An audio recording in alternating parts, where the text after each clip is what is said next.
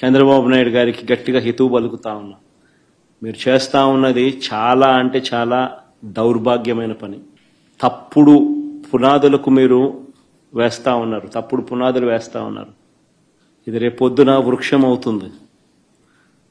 మీరు చేసే ప్రతి పని మీకు చుట్టుకుంటుంది.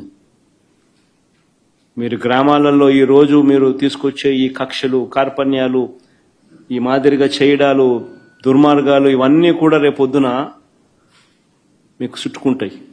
ముఖ్యమంత్రిగా ఉన్నావు, నీ జీవితానికి బహుశా ఇది ఆఖరి ఎలక్షన్ కావచ్చు. రామకృష్ణ అని అనుకునే ఈ వయసులో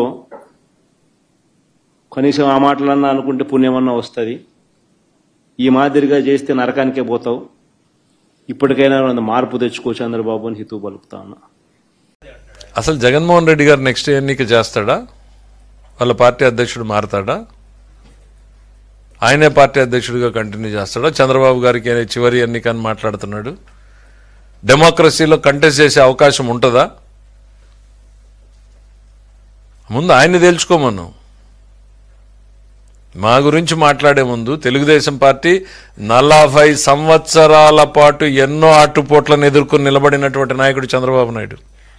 మరో 10 ఏళ్లు ఖచ్చితంగా ఆయన లీడర్షిప్లోనే ఈ పార్టీ బలంగా ఈ రాష్ట్రంలో ఉంటుంది. ఆయనే ముఖ్యమంత్రిగా ఉంటాడు.